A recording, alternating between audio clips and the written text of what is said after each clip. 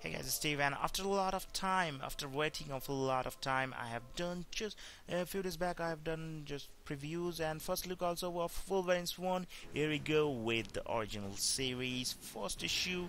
That is really good, and but it didn't get that much of a rating from the reviewers because it's quite a bit of unexpected things did just happen on this one. IGN is really unhappy with this one. There's a lot to be said for the weekly format. When it's executed properly, Marvel could just as easily have launched new solo titles for Daken, Sabretooth, X-23 et al. With different creative teams and left it at that. But a weekly series held by Charles Soule and Ray Fox means that the overarching story will remain focused and purposeful even as individual arcs move in their own directions.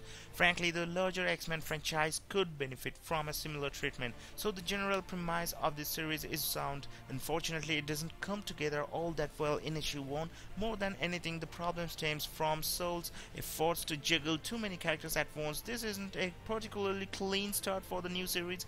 Wolverines is already building directly from both Death of Wolverine, the Logan Legacy, and Death of Wolverine, the Weapon X project. This issue includes the full casts from both by the time Soule is through introducing the entire gang and setting up their first big fight scene. There's little room for anything else compared to a similar project like Batman Eternal. That series started small and built towards larger conflicts. It didn't throw Red Robin, Bluebird, Selena Kyle, spoiler, and the rest of Batman's allies at readers in the first issue. Hopefully, once the Wolverines cast is broken up a bit and subsequent arcs focus on specific characters, the series as a whole will improve.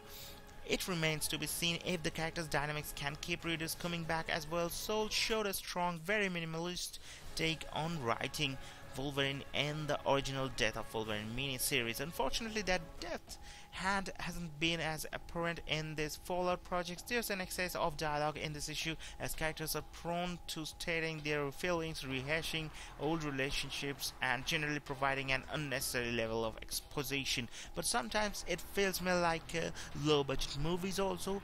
But overall, this is quite not just up to the mark. That's why, because it may happens, we had a lot of expectation from Wolverines 1 because it's a really a huge brand. That's why the good things about this one, who would have thought the Death of Wolverine could lead to so much. Okay, let me tell you before that, this is a review given by Tony Jim and Guerrero, and this is comicfine.com. Could lead to so much. Following Wolverine's death, we had a couple of series that Death of Wolverine, the Logan Legacy, and Death of Wolverine, the Weapon X program carry on the story and introduced us to some new characters.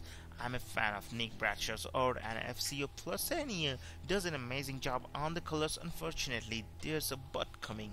The bad things about this one, as much as I enjoy Bradshaw's art, it doesn't feel like it sets the right tone for this series. Combined with Plusania's colors, the book looks too bright and cheerful. We have a book full of deadly killers in search of a dead body. Even seeing Mystique covered in blood or Sabretooth get smacked by an enchanted wrecking ball doesn't look as bad as it should. For readers that have not read both that Death of Wolverine minis, they might be a little lost. It might be a hard sell for them to jump into a weekly book priced at $3.99, where the half of the characters might be unknown to them. We also have a strange two-page shift in art as Alison Borges fills in. The art is nice, but it feels like an interruption by being a noticeable change. That's changed sometimes, but hope you guys will like it. The verdict about this one, Marvel's first weekly title is off to a good start. I don't know what's gonna happen on the next issue, that means issue number 2, but all the best to Marvel, and hope you guys will like it. Don't forget to leave a like and buy the book to create the supporters.